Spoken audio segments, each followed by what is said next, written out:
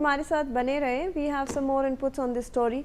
Amid the escalating unrest in Bangladesh, India has suspended visa services at its assistant high commissions in Khulna and Rajshri as a precautionary measure after protesters marched towards the missions and issued threats. Security has been tightened at the Indian High Commission in Dhaka, while visa operations at Chittagong and Sylhet are under review. The Indian Visa Application Centre in Dhaka briefly closed.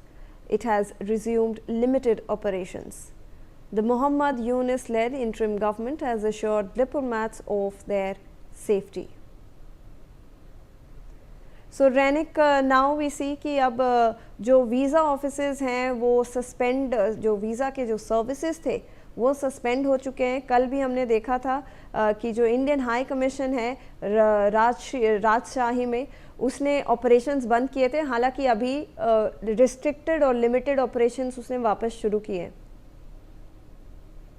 एकदम देखिए, राजशाही का operation जो है वो अभी भी बंद है. ढाका का ऑपरेशन लिमिटेड तरीके से चालू किया गया है. मगर जो सिचुएशन अभी बांग्लादेश में है, जिस तरीके से हाई कमीशन के ऊपर हमले का कोशिश किया गया था, हाई कमीशन के सामने लगातार प्रोटेस्ट बरकरार है, और जिस तरीके का सिचुएशन अभी बांग्लादेश में है उसी को ध्यान में रखते हुए भारत के जो हाई कमीशन है उनकी तरफ से डिसीजन लिया गया है कि भारत का जो उस वीसा प्रक्रिया को रद्द किया जाएगा और सीमित ऑपरेशनल अभी चालू किया गया है. लिमिटेड ऑपरेशन किया जा रहा है.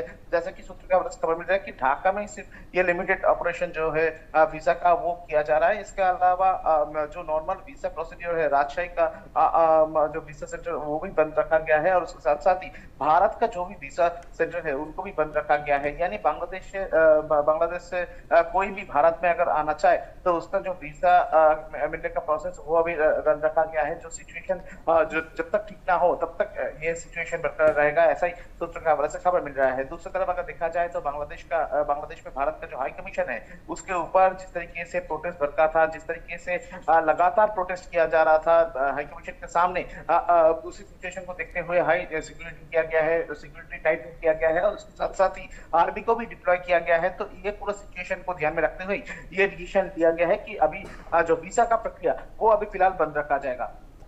बने रहे हमारे साथ रैनिक. We have some more inputs on this.